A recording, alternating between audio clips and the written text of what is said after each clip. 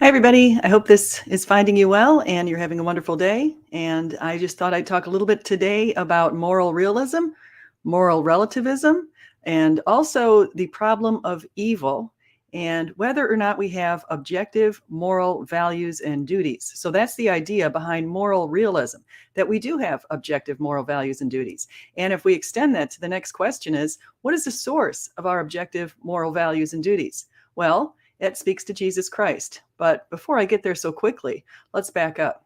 I'm going to talk a little bit about some of the problems associated with evil and what people perceive as evil. Of course, the idea is in the Christian faith that we have both good and evil, and that unlike some other faiths, good is actually in superior to evil. It's not the yin and yang, good and evil on the same level playing field. Rather, evil is a corruption of the good. For nice details on that, see C.S. Lewis's Mere Christianity. But let me speak to 5 actions or 5 answers to the problem of evil. So the atheist would say that the problem of evil is something that's unresolvable because we are in a materialist world. The world is simply explained by materialism or naturalism, and there's no real purpose, no justice, no meaning. According to Richard Dawkins, there's just blind, pitiless indifference. The world really doesn't care about you. The universe doesn't care what people on the third rock from the sun on the planet Earth in the Milky Way galaxy think. So that is this idea. So that's the materialist answer. The second one is the answer that we have just malevolent gods. And that goes back to the idea from people like Neil deGrasse Tyson. He believes that the universe, if there are gods, the gods are malevolent and the gods are looking down as if in a sort of matrix sort of a thing. He says we can't rule out the idea of a matrix. And he says that, again, these malevolent gods. Now, we can also take a look at that and to understand it, look at the book Under the Dome by Stephen King. Very much related to that. So I want to say thank you, Vaz Kelmav. Keep doing your thing. Thank you so much, Vaz. I'm really happy that you're here. Really appreciate it. So Stephen King has this book called Under the Dome. And what it was this idea where there were people living in the United States, and suddenly from the sky, this gigantic dome drops over this entire town.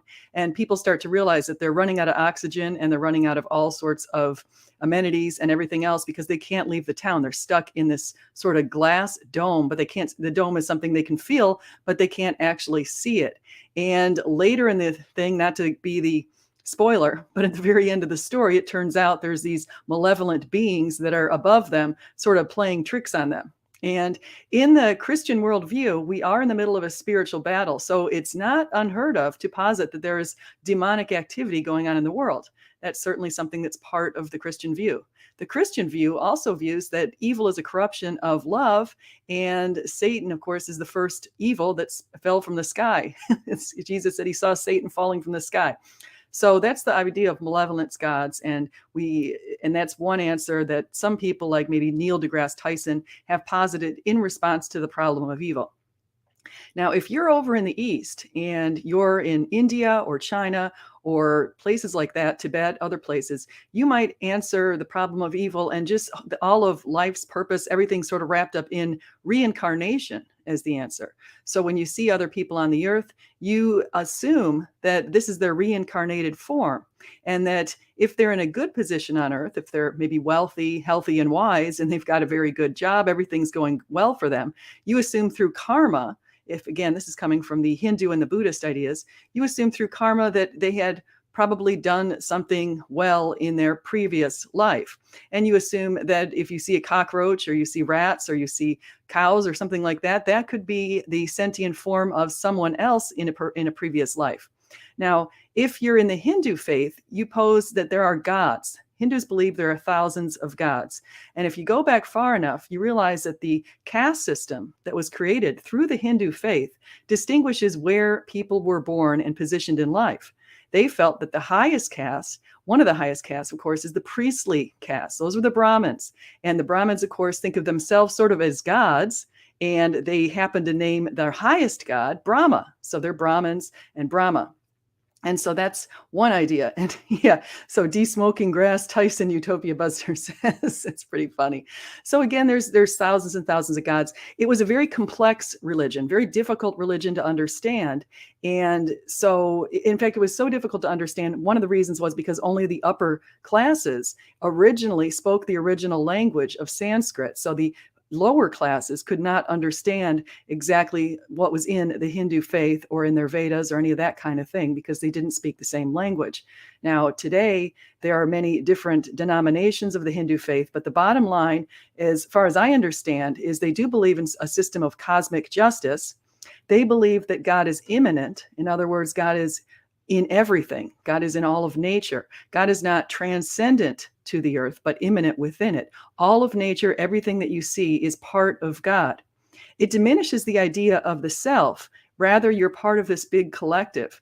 And so the idea is that you're part of this big cosmic system, and it's a very passive system. And the way that the system works is, again, if you commit, say, a crime in this life, or you do something bad in this life, when you come back in the next, you're put in a lower position. If you did something good in this life, when you come back in the next, you're put in a higher position. The trouble with this particular belief system is that you don't understand what you did in the past life. You're just in this position. So you're told to accept your position in life, especially as part of the caste system. Now, the caste system, of course, the government has abolished, but people all still know which caste they're in if they're Hindus in India. The interesting part is one way to break free of the caste system in India is to convert to Christianity, because Christianity does not recognize the caste system. But I'm digressing a little bit. So that is with the caste system. That's the idea of Hinduism and speaks to how Hindus view reincarnation.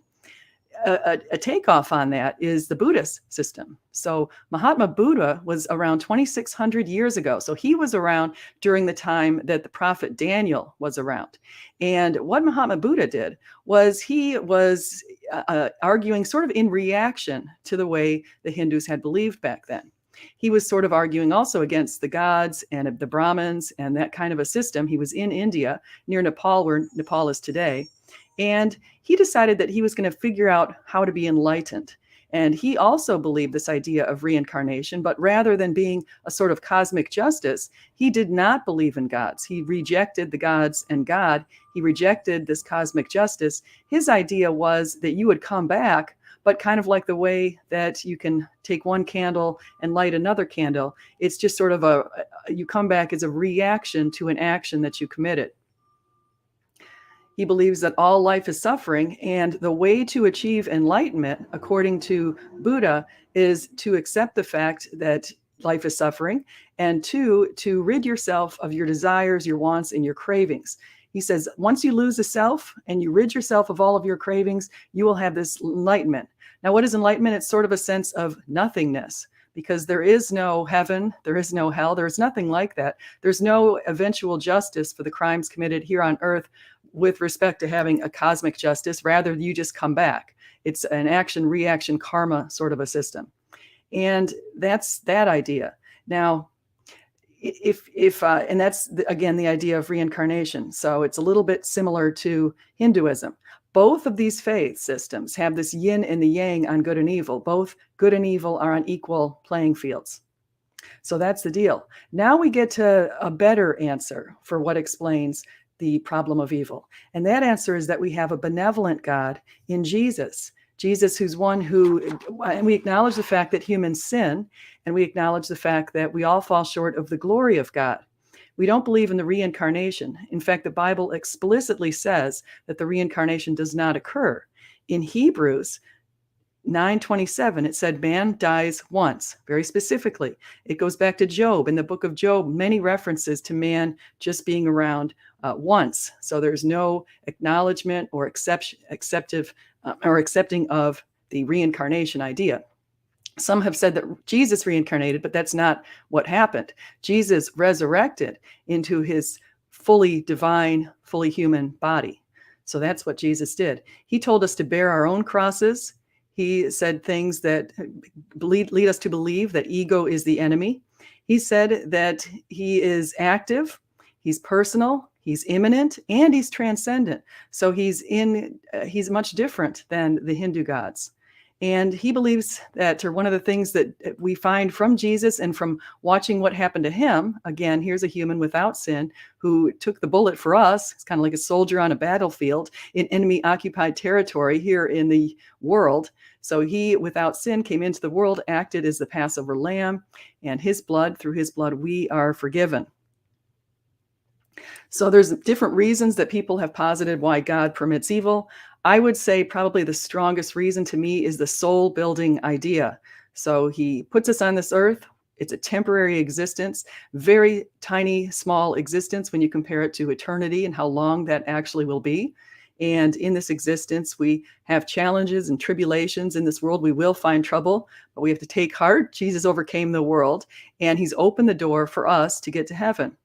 We also believe that all evil works together for good. So despite the fact that we do see evil in the world, God is in charge. Be still and know that I am God, and he's working towards a greater good. And so that's really important to know. And as I've listened to lately, I've been listening a lot to this person called Vishal Mangalwadi, and I would highly recommend listening to him. He's a person who was raised in India, and he's a Christian, and he has a lot of really good opinions on the types of things that I've been talking about today. I learned a lot from him on Hinduism and Buddhism. So yeah, Utopia Buster says, a monk sitting under a tree asked Buddha how many lifetimes it would take before he reached total enlightenment. Buddha responded by telling him to count every leaf which falls. Wow, it's a lot of lives. So a lot to get to enlightenment. So here's the other interesting thing. We're going to talk a little bit about objective moral values and duties and get to that idea. So the moral relativist, and that a lot of times is coming from the materialist perspective. The moral relativist has no explanation that, or no condemnation, I should say, of what happens in other cultures in the world. So I was talking last night to an atheist on Twitter, and I said something about the infanticide being wrong. And he said, oh, of course, infanticide's been outlawed here where he was in Australia. And of course, infanticide is also outlawed here in the United States and in the West more generally. However, there are places in the world where infanticide still occurs on a regular basis. You can step into those little villages. I learned about this again from Vishal Mangalwadi. He experienced infanticide. He said it's quite prevalent in some of these little villages in India, especially with females. If you have too many females in your family, you just sort of leave one out, don't feed it, and let it die of starvation. They saw people actually doing that, which is pretty awful. And if I say it's awful, but you say, well, I'm a relativist. What is in Rome stays in Rome. You don't have a moral way to explain to me why that's wrong. Well, that's one reason why I feel that our conscience gives us that morality and the sense that that is morally wrong. We have the moral conscience to tell us that there are certain values that we hold true, such as life and love. So do we have objective moral values and obligations to do what's right for our fellow Earth travelers? Objective moral values and duties are stance independent. In other words, your opinions about our moral values and duties do not change them. And yes, we do have these values. For example, we have moral values and obligations to love, be just, be truthful, be fair, and be kind. Tell someone that they don't have an obligation to be truthful and watch what they tell you. People all over the globe know these values are good and right, which has been evidenced in global studies by Shalom Schwartz in his Portrait Value Study and the Globe Study of 62 societies. That's headed up by Robert House. In the Schwartz studies, the values of benevolence, which is kindness to the in-group, and universalism, which is understanding, appreciation, tolerance, and the protection and welfare of all people and for nature, emerged hierarchically on top of other values. Here's what Shalom Schwartz said. Here's a quote. An astonishing finding of the cross-cultural research is the high level of consensus regarding the relative importance of the 10 values across society. In the vast majority of nations studied, benevolence, universalism, and self-direction values appear at the top of the hierarchy, and power, tradition, and stimulation values appear at the bottom. So benevolence, again, is kindness to the in-group. Universalism is understanding, appreciation, tolerance, and protection and welfare of all people and nature. And self-direction is this idea that you're going to take charge and be held held responsible for your own actions. You're accountable. That's something I think that a lot of people are trying to get away from today. So I want to say hi also to Charlie Reed and to Ravi. Says, do you have an example of an objective moral fact or instruction that comes directly from God? And so, yes, I do. I've got a really good one. It's called Love the Lord above all else and love your neighbor as yourself. Love itself is the highest objective moral value. And that's what I'm going to talk about even more succinctly today. So in the Globe study, and I'm going to talk about my own study too. I've got a study that right now just got a conditional acceptance, and I'm really excited about it. So I'm going to dig into that in just a second because it covers a lot of these same topics. So the Globe study, scholars merged benevolence and universalism into a single dimension, what they call humane orientation. The Globe study examined what is in societies and what ought to be. And in all societies, people believe that the humane orientation practices in their societies were lower than they should be. In other words, they realized their society's deficiencies. Furthermore, the societies with the highest humane orientations in practice were those with the greatest poverty and or levels of histories of suffering. Places in Africa specifically, and places like Ireland. Ireland, of course, goes back to a history with the potato famine, lots of suffering. Ireland went from 8 million people in the 1800s to 5 million, which is pretty much where it is still today. These values and obligations are moral standards or laws against which we make judgments about good and right behaviors. They transcend cultures, societies, and eras. Accordingly, it follows that we have a source or a moral lawgiver which also transcends cultures, societies, and eras. We know this lawgiver to be God. But which God? Which God? So to answer this question, we need to look deeper into the moral laws by which we feel our conscience calls on us to abide. As Paul shared in Romans 2:15, God has given us all a conscience, and if we do not sear it, as in 1 Timothy 4:2, it properly guides us to good and right behaviors in accordance with God's moral law. As C.S. Lewis has stated, God's moral law is as tough as nails. It doesn't care how difficult or dangerous it is to abide by it. That's in his book, Mere Christianity. Here's what he also says, and I'm quoting him. And I've also got a quote here, of course, his trilemma is what you see on the screen. What did God do? First of all, he left us conscience, the sense of right and wrong. And all throughout history, there have been people trying, some of them very hard, to obey it. None of them ever quite succeeded. Secondly, he sent the human race what I call good dreams. I mean those queer stories scattered all through the heathen religions about a God who dies and comes to life again, and by his death has somehow given new life to men.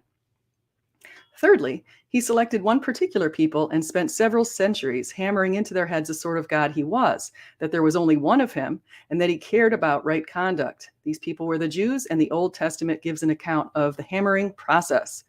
And then he says, a little later, then comes the real shock. Among these Jews, there suddenly turns up a man who goes about talking as if he is God. He claims to forgive sins. He said he has always existed. He said he is coming to judge the world at the end of time. And finally, and this is the quote that you see in front of you, I am trying here to prevent anyone saying the really foolish thing that people often say about him. I'm ready to accept Jesus as a great moral teacher, but I don't accept his claim to be God. That is the one thing we must not say. A man who was merely a man and said the sorts of things Jesus said would not be a great moral teacher. He would either be a lunatic on the level of a man who says he is a poached egg, or else he would be the devil of hell. You must make your choice. Either this man was and is the Son of God, or else a madman or something worse. You can shut him up for a fool. You can spit at him and kill him as a demon. Or you can fall at his feet and call him Lord and God. But let us not come with any patronizing nonsense about his being a great human teacher. He has not left that open to us. He did not intend to. I want to say hi also to John, and who's Taking Back Eden, and Utopia Buster, and Ravi, and those are a couple of things. All right, so let's get into Immanuel Kant. Immanuel Kant wrote about our deontological ethics, which are our moral duties or obligations to follow various categorical imperatives, such as always telling the truth, being just, and being fair. Yet, we should not view these imperatives in silos, as if they exist separate from one another. They operate in tandem with each other. At times, one may need to be sacrificed at the expense of another, as when some Germans hid and protected Jews during World War II, and perhaps lied to any Nazis who questioned whether they were doing so. Does this mean that our values and duties are subjective? No. It means we must appeal to the highest objective moral value and duty of love when making decisions about other duties and obligations. Okay, so it's on a sort of hierarchy. Love's at the top. You love your neighbors as yourself, just what Jesus said. He made it really simple. So if you take the 10 commandments, and that's what Taking Back Eden loves to talk about, you take the 10 commandments. What Jesus did when he shortened the 10 commandments into 2, which are, again, love the Lord above all else and love your neighbors as yourself, he used love as a standard against which we judge all other actions. That's Jesus's highest moral law. It answers all questions.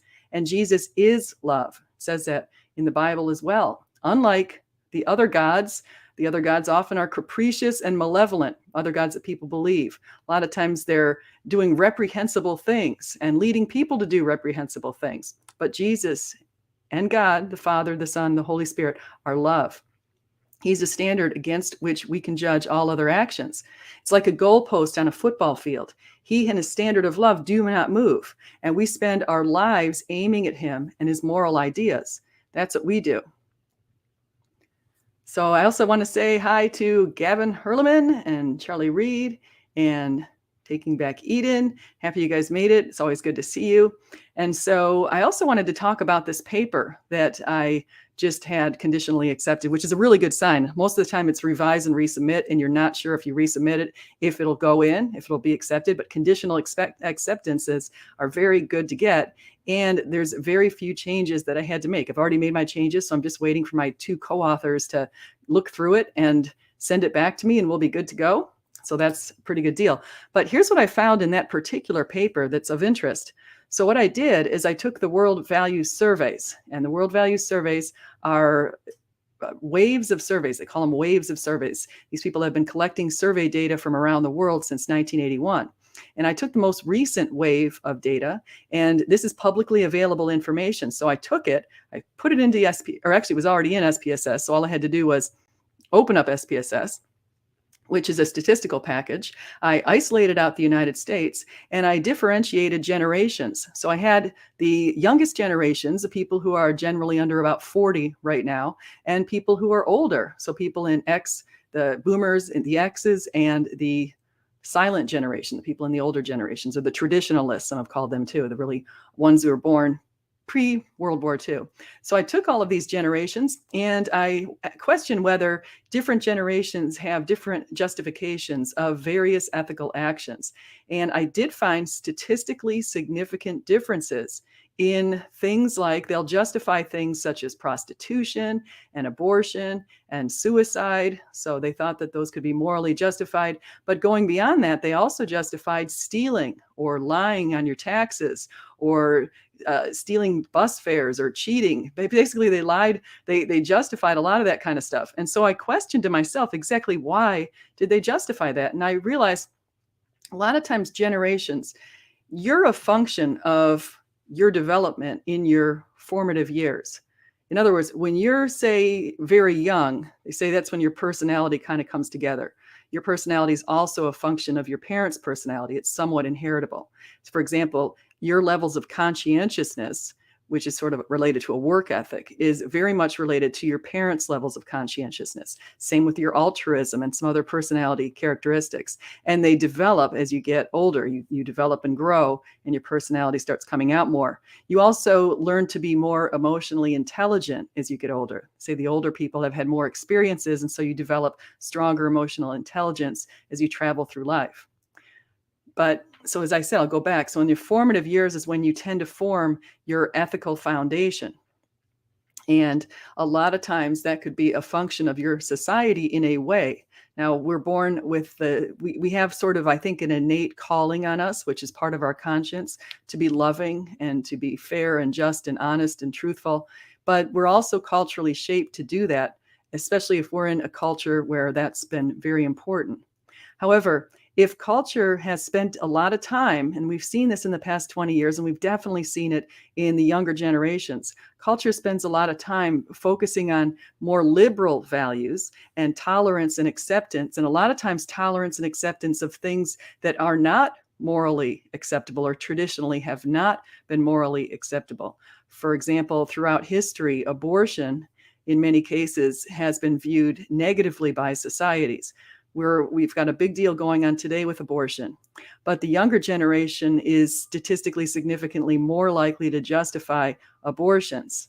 And I think part of that might be because the lack of education on exactly what they're doing, and because of the way the nurses handle this sort of thing. You go to the doctor if you're pregnant, and if the nurse identifies something like soft markers for Down syndrome, which is exactly what happened to me, she told me I could, quote, terminate the pregnancy. And so that kind of terminology is a euphemism for slaughter my baby. You can slaughter your baby. She should have just said that, because that's how I felt it came out of her mouth. It was actually worse that she put it that way, because I could see the little hands and legs and feet and all the cute little body parts of my son. And could even tell he was my son. That's how big he was. And it just, come on. So that's something that we see going on. So anyway, these younger generations are more likely to justify that.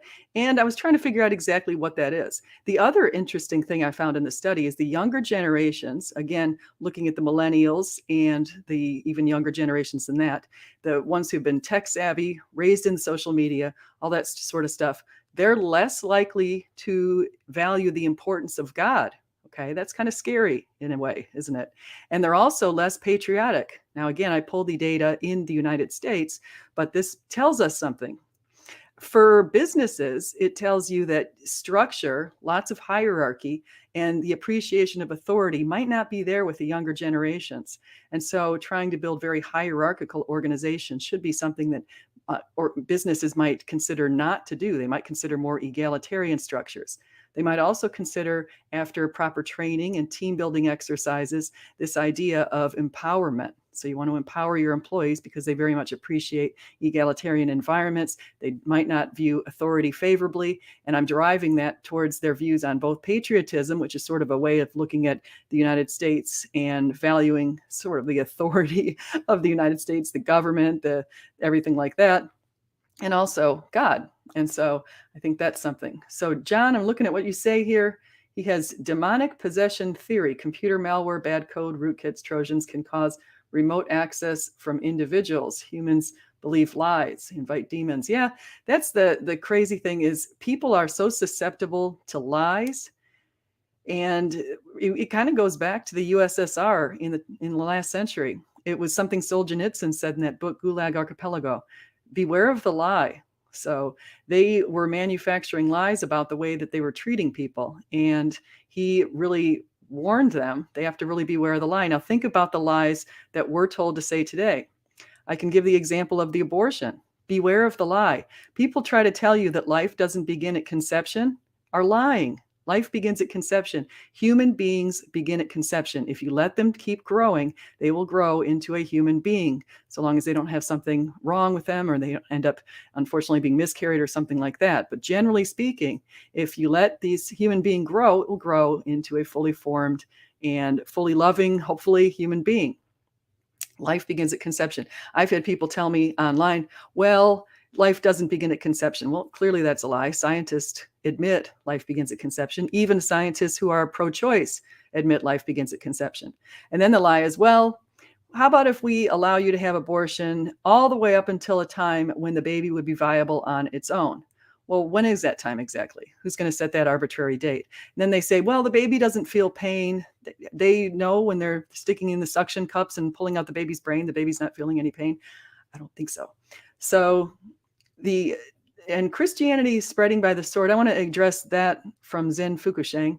So going into the history of Christianity in the first few hundred years, so the first 280 years of Christianity, prior to the time when Constantine legalized it in 313, Christians did not have any sort of power because they weren't legally operating, and in many cases, some of the emperors stomped them down and really persecuted them heavily, in some cases under Nero, for example, or Diocletian or Decian, or even believe it or not, Marcus Aurelius, also under Pliny the Younger, Trajan, a number of different examples of people who decided to crush Christianity by slaughtering Christians. Sometimes they burned them on torches. Sometimes they crucified them. They did all kinds of things. So Christians were not having an easy time at the get-go.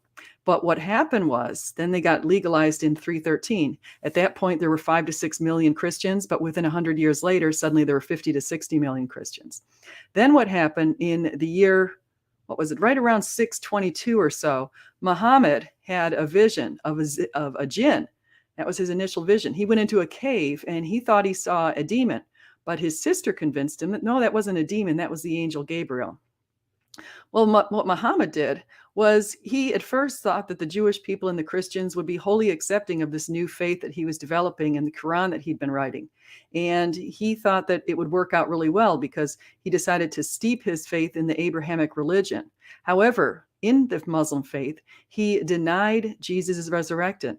He said that God took Jesus to heaven prior to the resurrection, and they did not pierce him. They did not crucify him. That's what he denies. So he denies the resurrection, denies even the crucifixion, which is something historically that has been attested to both biblically, extra biblically, in many, many sources, and sources even who are secular. So we've got that kind of thing like Tacitus, who said Jesus paid the ultimate price. That, of course, is a reference to the crucifixion. And Tacitus was a Roman historian, a pagan. He was not a Christian.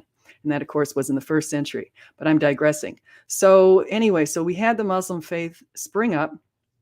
And once Muhammad realized, though, that the Christians and the Jewish people were not going to convert over to the Muslim faith, the Jewish people felt it was a corruption of their own faith. The Christians understood that he eliminated the resurrection of Jesus, which is the foundation of Christianity. So they realized that this was not the truth. Also, we can look to Galatians 1:8, where Jesus preemptively worked through Paul to tell us that you should not believe any angel who appears after him and claims what's contrary to what's in the Gospels now. So we had some preemptive actions by Paul telling us that we should not fall for what happened under Muhammad. And also that extends to, of course, Joseph Smith and the Mormon faith. But so what Muhammad did, once he realized that we weren't going to accept his belief system, he started having a lot of Christians and Jewish people killed. There is one particular event where he had a bunch of them beheaded, especially focused on Jewish people. He was busy doing that, drove them out of the region around Israel, those whole regions. Now, the Jewish people, many people had left, especially after 70 AD, when the Romans came in and knocked down the Second Temple and crushed Jerusalem. People fled all over the world. But he also drove a number of them out. The Muslim faith now is centered, of course, in places like Saudi Arabia and has spread around those areas traditionally and primarily. And so the Christians decided to take up arms and to go in through the Crusades and to try to reclaim Jerusalem and to reclaim some of the holy lands and the holy territories. The Muslims built a mosque right on top of where that Second Temple used to be.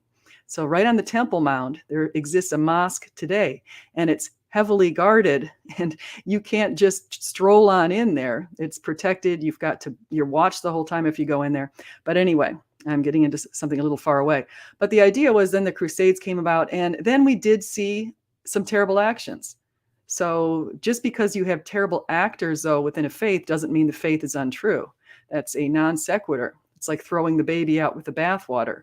We've got bad actors in every belief system, including the belief system of atheism and agnosticism. We see that with Pol Pot and Stalin and Mao Zedong and others like those people.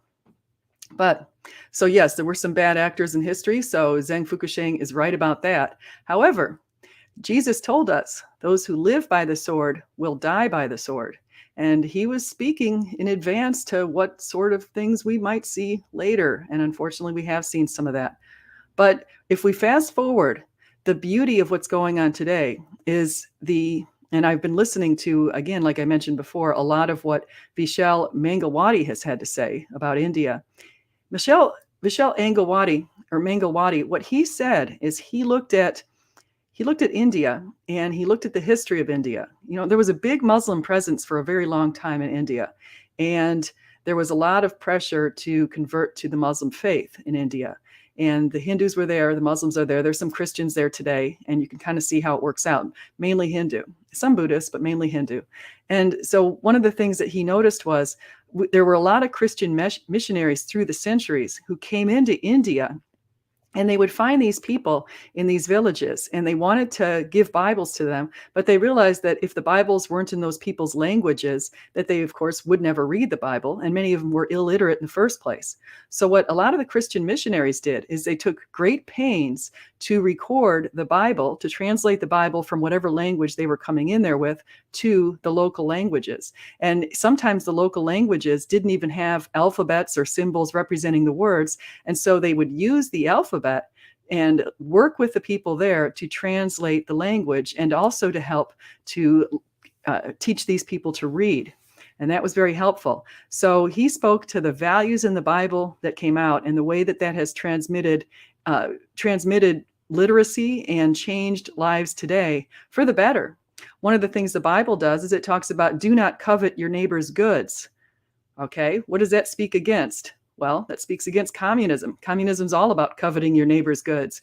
That's all communism is. It's a direct a violation of the 10 commandments, of one of the commandments. Do not covet your neighbor's goods. What the communists did was they coveted everybody else's goods. The leaders of communism shifted the power from people to them by taking over people's crops. You've got a recent case here in Venezuela initially under Chavez. He coveted everybody's goods. So he first had people give up their guns. This is the first step, Communism 101. Get them to give up their guns, then go in there and take away their property, seize people's property. Exactly the same model that was followed in the USSR, followed in China. Again, the government goes in, seizes people's property, says it's for the greater common good.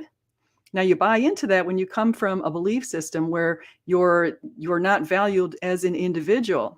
If you feel like you're just part of this one huge pantheistic God and yourself as an individual, you don't really matter as an individual, then it might be something you're more accepting of, a communist type of government. However, when you're coming in the philosophy from Jesus, he said, neither slave nor free, nor Jew nor Greek, nor man nor women, we're all one. We're all sort of on a level playing field as far as the love of God's distribution. God loves us and he values us as individuals and holds us individually accountable. So for communism to work, it would be us to go completely against everything that we know and hold to be true, and to be what we even say sacred, as was initially said by our founding fathers. We hold these truths to be sacred, but it was, of course, we had a deist in there who decided to change that to we hold these truths to be self-evident, that all men are created equal, even though we're actually not born with equal capabilities or traits, but it's the idea that we're given equal value, equal rights, and dignity as humans. That's something that is coming and screaming out of the Judeo-Christian belief system. So what do we have here? What group of people lead the way in ending slavery years before the U.S.? Hindus, Muslims, atheists, agnostics. Wilberforce, yeah. A lot of Christians were the ones who terminated slavery. Now, we can't pretend that Christians weren't also slave owners in some cases, and that Christians didn't do some pretty horrible things. We certainly can't pretend that that didn't occur, because we certainly do have evidence that that did occur. But people's consciences spoke out against slavery. They realized, wait a second, we were total hypocrites. If we say all men are created equal here in the United States, and yet we pretend that the African Americans were not equal, well, we're complete hypocrites, and we're going against what we're stating. And we can even go again to neither slave nor free, nor Jew nor Greek, all that kind of stuff there in the New Testament to speak to how Jesus views humans. And so that speaks to that idea, which is pretty important. I see I'm buffering. Hopefully I'm not buffering too bad for you guys. So, okay, I think we're back here. So the bottom line is, and this is, again, a lot of this goes to Vishal Mangalwadi. He was on Jordan Peterson's channel, so I highly recommend you pick that up, listen to that.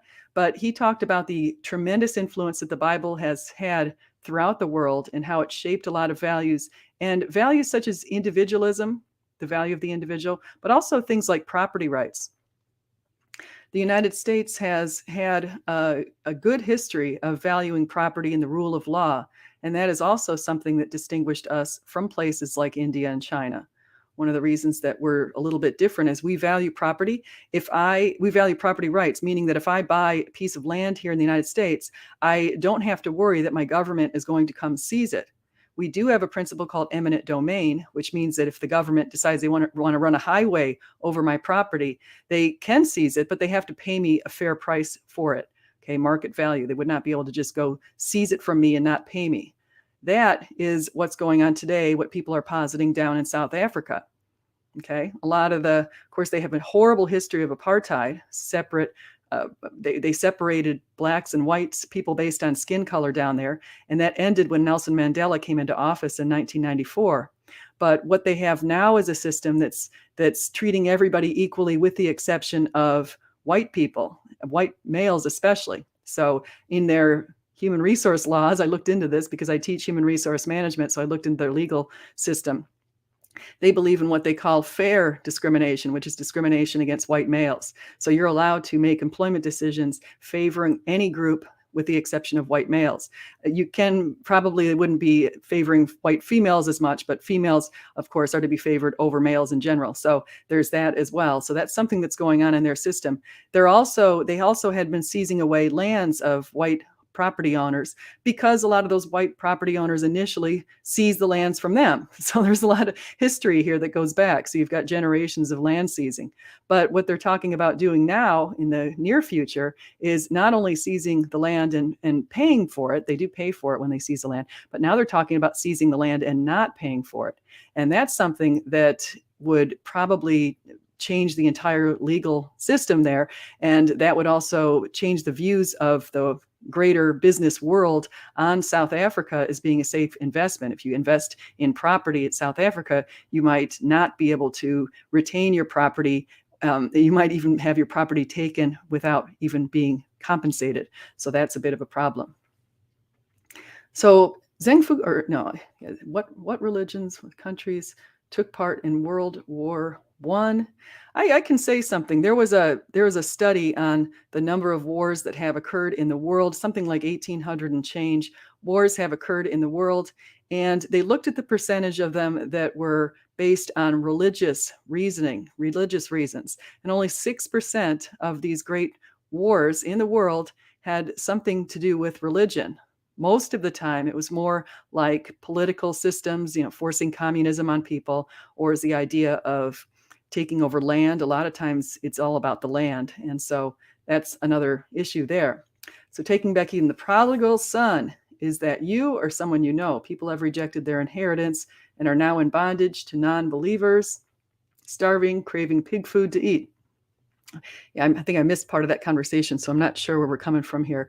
The interesting thing about the prodigal son is a lot of people feel that the older brother was ripped off. So if you look at the story of the prodigal son, we've got two sons and a father, kind of very similar to going back to Cain and Abel. So you've got one son who's doing everything right with the father. He stays with the father, works on the father's farm, does all kinds of good things, sticks around the father. And the other son, the prodigal son, decides to go off and squander the money he had inherited. And so he goes off into some other town far away. He's around pigs. So the assumption is he's in a pagan area, because in Jewish areas, they weren't allowed to eat pigs. Pork had been outlawed, and that lasted all the way until the New Testament. In Acts 10, the outlaw of foods went away, but I digress. So anyway, so the young son who squandered everything is over in this other town, and suddenly he runs out of everything, runs out of all of his money, and he realizes that the pigs were eating better than he was. He ran out of money, starving. He decides he's going to hang his shoulders and go back to see his dad. And so he goes back to the family farm. His dad sees him coming in the distance, runs out there to give him a huge hug, bring him back into the family, decides they're going to have a huge celebration for the brother. They're going to even use the fatted calf at the celebration, and he was going to invite his friends, and everything was going to be great. Well, then the older son shows up, and he said, what is this? Here I've been around this whole time, and you're just out there celebrating. You've never given me a fatted pig.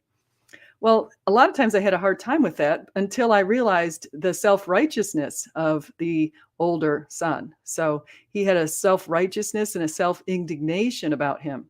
It kind of goes back to even Job. Job had sort of this self-righteousness in a way. So that sort of thing has to be corrected too. And so the father said, "You've been with me the whole time. I've always given you everything. You've never left me. We have to celebrate when a lost sheep comes back." And so that's kind of also blends in with the parable of the lost sheep.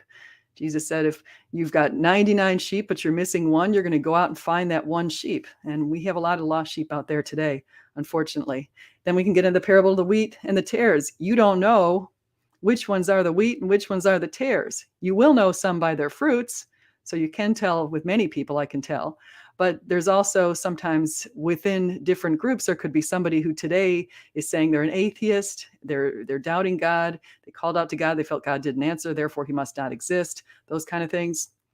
You never know what's going to happen 20 years from now. That person could turn around and be one of the most magnificent, benevolent people who's walked around in a long time. So you just don't know what God has in plans. And so that's out there as well. So I want to say thank you, everybody. I hope you like, subscribe, and do come again. And just remember, whether you eat, drink, or whatever you do it all for the glory of God. Thank you so much. Guys, have a good one.